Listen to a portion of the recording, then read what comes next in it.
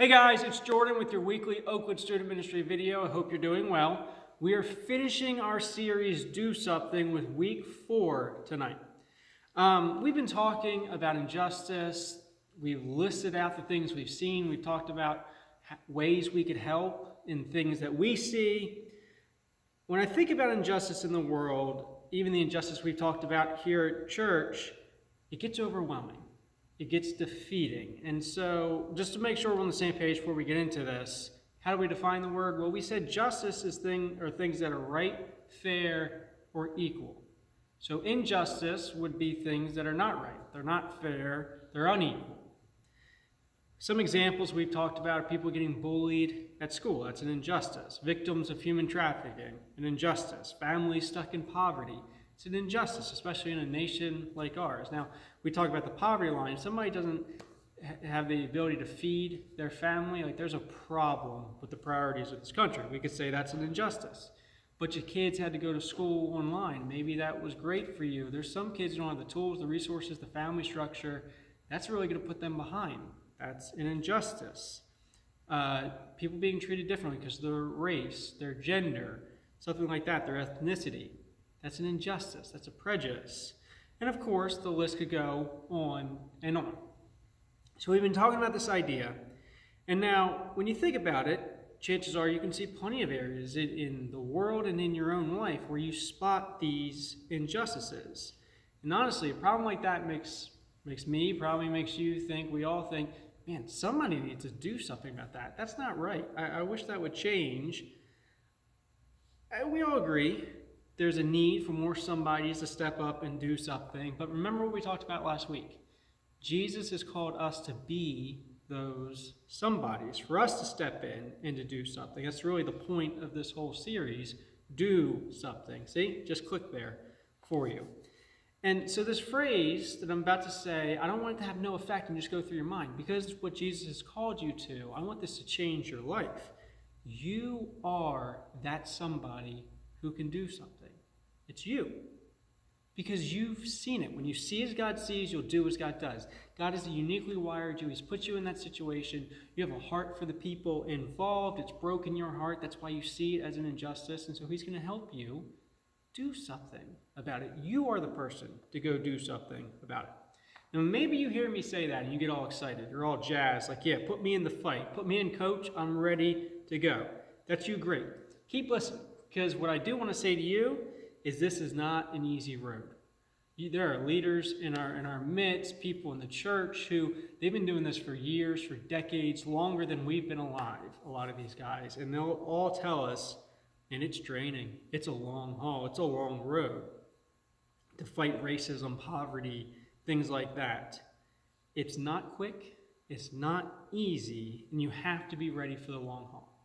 So if you're in, great. But just know it's going to be a long road. On the flip side, maybe you're like, I'd like to help, but man, it's going to be taxing spiritually, mentally, physically. It's just, I'm a little overwhelmed by the idea. As much as I like talking about it, praying about it, stuff like that, the reality is it feels like a problem I can't solve. So why am I going to expend all that energy? Maybe that's how you feel. Maybe that's what you're thinking right now. I've talked to some of you and you said stuff like, well, injustice has always happened. It's always there. So is it really something I need to be worried about? Can I really have a hope of changing it? Maybe you're wondering how just one person can solve a problem that's so huge. Maybe thinking, how can a high school kid have any meaningful change in this way? Maybe you're so tired of trying to get people motivated to do something, about talking about it, and then you see little action from people. Are people ever going to care? Or maybe you've experienced an injustice for so long, you're like, look, I've been fighting this in my own life. Talking about it, praying about it, hasn't really solved it, so why would it now? I get it, totally agree. Because you're right, standing up to an injustice, it is exhausting, it is overwhelming. How can one person face all the problems of the world that we've been talking about? And it does feel like somebody bigger, somebody stronger needs to come in and do something. But that's what we've been talking about. That God Himself is always active and at work. And God is working through us as well to solve these problems. And eventually these problems won't be there anymore. Remember, this is a small part of the meta-narrative, the big story of God, where he made things in perfection in Genesis 1 and 2. Sin entered the world, and that's why we have injustices. God is working to redeem, change hearts, build a nation, and one day the king is coming to set up his kingdom where there will be no injustice ever. And so in the midst of this, you're not alone. God is at work, and he's working in you. So again, you are that somebody who can do something about injustice. So that's all to build up to this. We're going to go into our Bibles, and I just want to put kind of the final pin in this, the final point to show you why you need to believe this. And if you're a follower of Jesus, you need to be active, and you need to, as a series named, do something. So to start, we're going to begin by looking at James. James was, as you probably know, the half-brother of Jesus. It's going to be an interesting family dynamic growing up in the same house as Jesus. You have siblings. You can imagine when your sibling is literally perfect. They're not just lying, not just telling mom that. They're actually perfect because they're God incarnate. That's what James had to deal with. What's interesting is, though, after Jesus died and rose back to life, James's attitude towards Jesus and Jesus' ministry completely changed. He originally was pretty antagonistic, pretty standoffish, thought Jesus might be crazy. And then when Jesus rose from the dead, it changed everything. Why? Well, when your brother says, I'm God, says, I'm going to die, and 3 days later I'm going to rise, and then he does it, you maybe think, okay, that was interesting. He is who he said he was. So James believed, as Jesus claimed, that Jesus was the Son of God. It's one of the reasons we believe, the account of these guys, because they believed one way and then they changed. The apostles, the disciples, they got bold. Jesus' own brother believed he was God, and they staked their lives on it. Many and most of them dying to their dying breath saying Jesus was God. We saw it. We can't say otherwise. So anyway, James went on, to our purposes tonight, to write a letter to some Christians who were facing severe injustice. In chapter 2 of his letter, this is what he said, verse 15. He says, suppose a brother or a sister is without clothes and daily food. So somebody's in a rough shape. They don't have the clothes they need, they don't have the food they need. And he says, if one of you looks at them and says, hey, go in peace, keep warm and well fed, and all you do is say it. He says, but you do nothing about their physical needs, what good is it? This is a pretty practical question. I love that James would say this. And when you put it this way, it sounds pretty heartless, James. But you know what? If we're honest, I think we're all tempted to do this. In the face of a problem that seems so overwhelming, we often settle for saying, and today for posting something, but not really doing anything about it. Maybe you see some injustice in your town. We think it's bad, and you may even say so, but you don't get involved. You don't want to make a scene. When you see someone struggle and have their needs met, you might say, oh, I'll pray for you, and you probably do. But of course, you don't rally any resources to their aid or try to help them. You don't want to get in their business, of course. And when we see racial injustice in our country, again, we'll be outraged.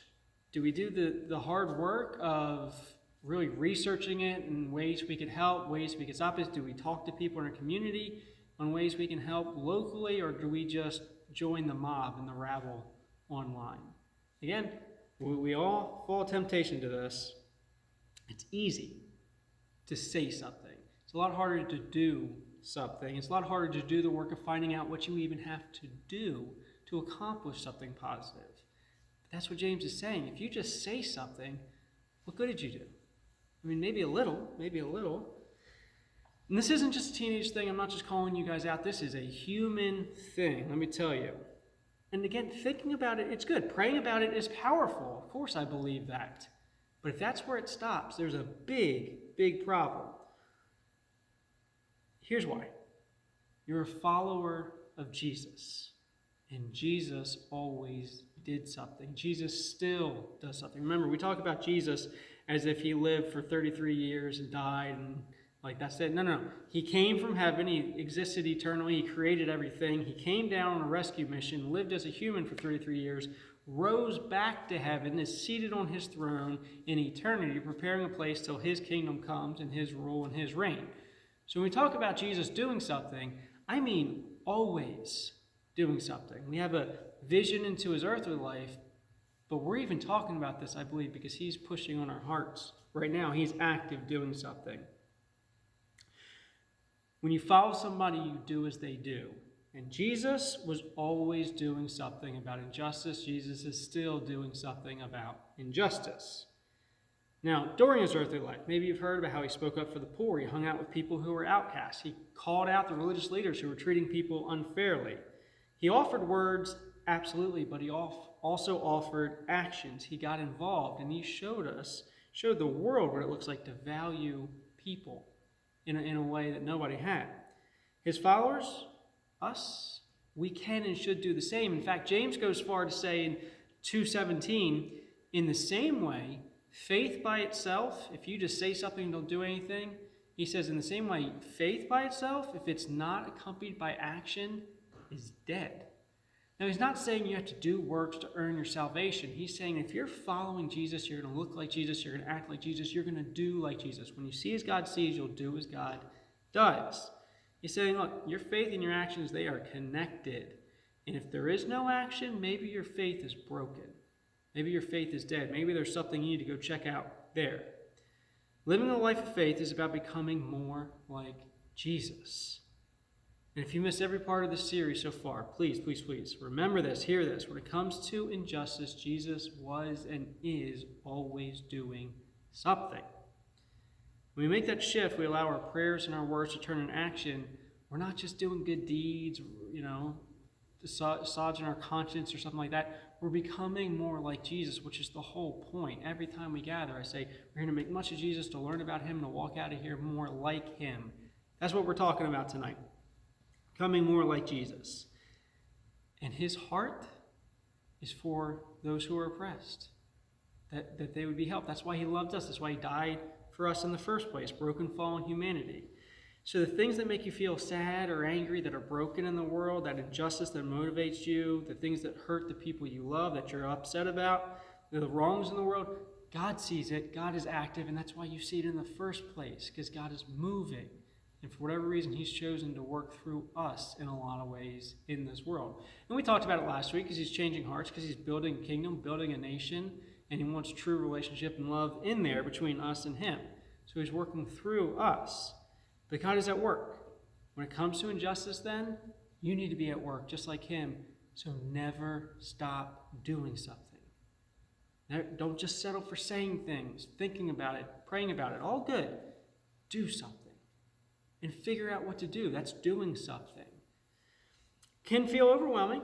Again, how do our actions have an impact on such big problems? But even small change consistently is change in the right direction. Now, some of you get this because you've been doing something for a long time, right? You've been showing up, posting, working, doing what you can. And here's what you know. It's exhausting. I mean, it is exhausting. You have to show up over and over and over. Sometimes it feels like you're not getting anywhere. But you know you can't just check the box and move on. This is a commitment. This is a life habit. You show up over and over. And then there's times where it doesn't feel like it's working. You're not getting anywhere. You're doing all this work and not seeing any progress. Maybe it feels like a losing battle. It can be discouraging. And so we know it's exhausting and it seems like it's not working. But if that's you, I want you to hear from somebody else who hung out with Jesus, whose life was radically changed by Jesus and hanging out with people who followed Jesus. And that's the Apostle Paul. Here's what he said to the church in Galatians. Not right after. Last week we talked about how Jesus said, hey, the harvest is ripe, man. It's just the workers are few. He's saying there are people out there who need salvation, the love of God. There's so much injustice that we could fight. Jesus said that. Paul picks up on that idea and says this in Galatians. Let us not become weary in doing good. Don't get tired. Don't get fatigued. Don't give up. He says, why? For at the proper time, we will reap a harvest if we do not give up. Therefore, as we have opportunity, let us do good to all people. Paul says, don't quit. Don't give up. Jesus said the harvest is ripe, and Paul says keep working, because there's going to come a day when you're going to look back and be so glad you did. When we enter into eternity, we see his kingdom. Injustice is gone, and it's like, I don't want to look back and think, man, I wish I had done more. I wish I would have stood up and done something rather than just said something. Don't get weary in doing good. Paul said, in other words, don't give up, don't give in when the work gets hard. Keep going, keep working, keep fighting. So the work you're doing, the injustice in the world that breaks your heart, they're not new. People have been doing this for a long time. They've been fighting the wrongs for decades, for centuries. Here's the thing. There are people they've helped along the way. People will meet in eternity. People we can read about in history that are so grateful they did. And in your life, there's people who have helped you. Don't let it stop there. Don't let it stop. Keep fighting. Keep working. Keep being like Jesus to a lost and dying world around you. I'm so grateful those people didn't give up. I'm so grateful we're here talking about Jesus because they didn't give up. Don't stop. The same can be true for us, guys. When it comes to injustice, never stop doing something. It may feel impossible, but little by little, you can change the situation, and therefore you can change the world. Like James said, do something, because Jesus did something. Like Paul said, never stop, because Jesus never stops. All right, so in closing, here's some ways you can apply this. There's a few things I want you to keep in mind. Number one, use your voice. I'm not downing that. Speak up. Post something, sure. Say what you have to. Say something to a teacher or an adult who can help. If you can't, use your voice to speak up for those who can't speak for themselves. And if that doesn't work, keep saying something. Yes, use your voice. Please speak up. Additionally, use your influence. There are people who listen to you, right? So speak up in your friend group, your family. Use that influence. Maybe your family has resources, has means that could help somebody who needs it. Use your influence in your family. Same thing with your friend groups, your class, stuff like that, your student ministry. Use your voice and then use your influence. And ask, how can I use this to create opportunities to help other people? 3, use your talent. You don't have to give up on whatever hobby, sport, extracurricular activity you have. Use it. God has uniquely wired you in ways that are amazing. You're not like me, thank God for it. But you have skills and abilities I don't. Use what God has given you for his kingdom. Use your influence on the team to speak up for others who need it. Right? You can use the ability you have at school to tutor kids, whatever it may be. Use the passion and influences you have to help, to fight injustice. And again, pray. Ask God if you don't know how to do that or you need help brainstorming, ask your small group leader, stuff like that. And then lastly, here's the big one. Use your life. This isn't a one-time event. This is a lifelong journey of following Jesus and becoming more like him. Injustice is everywhere. And part of following Jesus is making a commitment to see it, to say something, and to do something consistently until the day you die and you meet him and you enter perfection without injustice. And of course, take care of yourself in the process. I'm not saying you burn out. But I believe as we pour ourselves out, as the prophet Isaiah says, on the behalf of others, God's going to keep filling you. Like that's the way this works. So use your life to help others. Now, I'm curious, like as we've gone through this series, maybe you never thought about God caring about injustice. Hopefully I've changed your perspective on that and God altogether. And if that's the case, please reach out to me, talk to your small group leaders. We'd love to hear that kind of stuff. That's why we do groups, so we can talk about the way our faith is growing. But before those conversations, and we go to group, as we're wrapping up, I just want you to imagine if the church did this. Imagine if the church was the one known for leading the charge against injustice in the world. We should be. In a lot of ways, the church is, but in a lot of ways, it's not.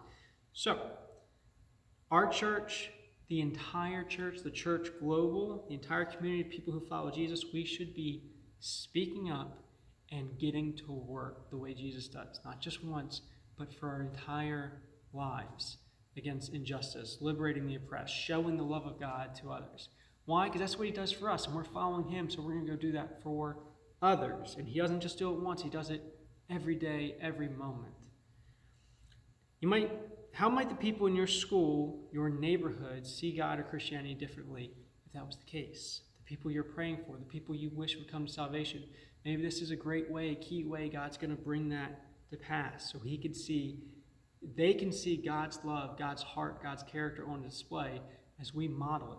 Imperfectly, obviously, but as we model, as we follow Jesus.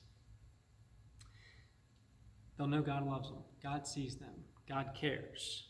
It's fascinating to think about. So just imagine that. Let that be motivation as we go forward. Here's what's crazy. In closing, it can happen. All we need to do is something, to do something, to follow Jesus, to figure out what he would have us do, to see where, our hearts break for injustice and realize God's calling us to go do something, to be the change. Consistently, even if it's a small thing, consistently over time, will change the world.